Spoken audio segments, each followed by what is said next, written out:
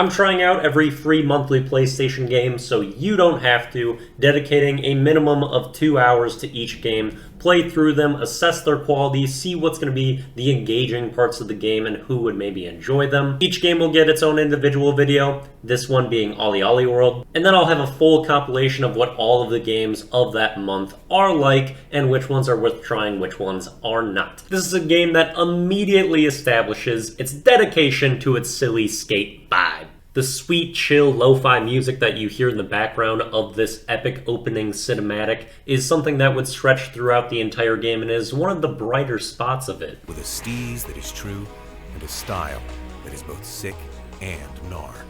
Gnar. This would be practically the only dictation in the game, though, as they saved a penny on voice acting, with the rest of the game being essentially mumbles from every character that would be introduced, including the core ones, and including the literal gods of the universe. Skate God. They exist. From the intro cinematic, I was expecting a little bit more from this game. Kind of thought it was maybe going to be like an open world free roam thing where you can skate on everything around you in this interesting world. And it was more of a 2D scrolling, almost mobile game feel. Kind of like a Subway Surfer or Temple Run where you have very simplistic controls and you're going basically off of reaction. Another area where things feel very bare bones is the customization even to start the game, creating your character. The random character they gave me to start was very ambiguous, but you'll notice that when you look at facial features, you don't have a lot of control. Only one is really leaning towards the feminine side, but actually has some of my favorite features, such as the eyebrows, so I could not capture my model status eyebrows. Additionally, the eyes look really bad, so I felt like I needed to have eye guys to not hate the way my character looked. 2 tattoos are available, and I think they can only go on your tum-tum, which is going to be hidden by most of the clothing. There's also going to be plenty of items that you're going to be missing out on. I do be the flip-flop boy. No flip-flops!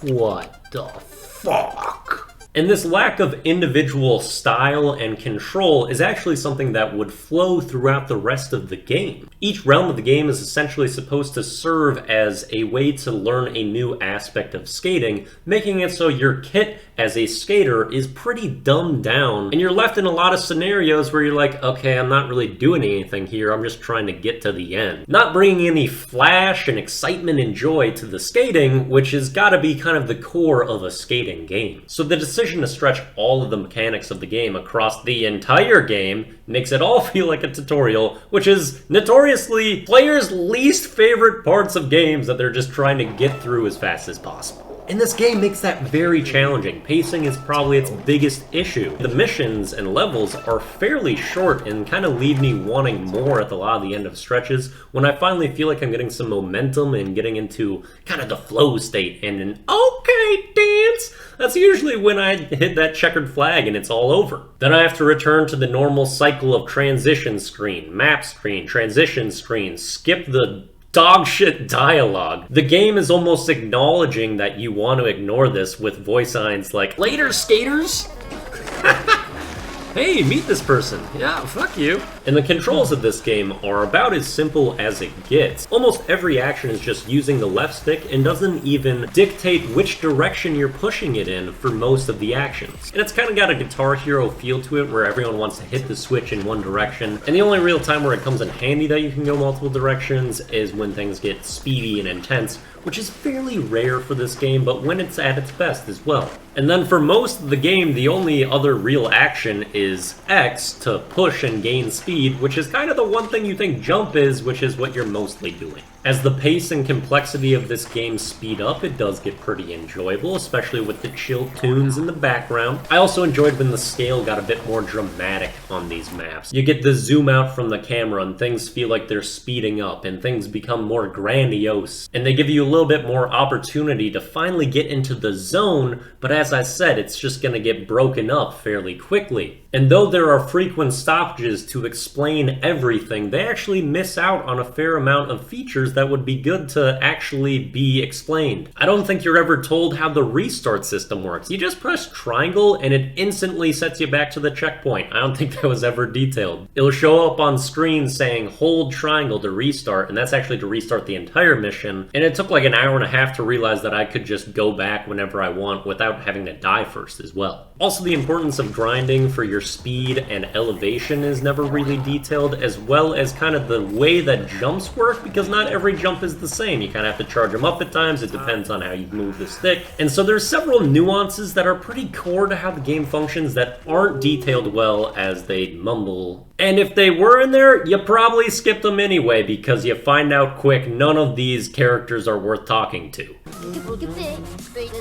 She never felt so much serotonin in her brain at once. Oh, your life sounds pretty fucking pathetic. The core gameplay of the game can be rather compelling. There's just a lot of elements that break that up and limit the opportunities for the game to feel as great as it can be. Getting through the fundamentals of the game quicker would be a lot more beneficial to the player for having a little bit more individual control of their creativity and style, and not make it feel like you have to drag through simplicity for a very long stretch to get to the interesting parts. The slow pace of the game does make a little bit of sense because it's a more youthfully directed game, but if you're looking for a captivating gaming experience, it's going to be a pretty big deterrent. This would much more be a game for just relaxing, chilling, trying to clear your mind, and listening to the nice tunes and somewhat just go through mode. But as a skating game, thinking you want some thrill-seeking, fast-paced action and individual expression, it's gonna fall pretty flat. Root of the game is pretty solid, but has a ton of work to do in the details and the structure surrounding it. That's what I gotta say about OlliOlli World. The other hardest games that I will be covering is Evil Dead the Game, Destiny 2 Beyond Light, and Mafia the Definitive Edition. That's it, peace, you go shred the gnar!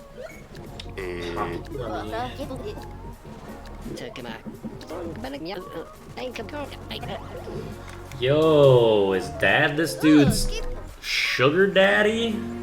He's giving him pocket money? Oh no.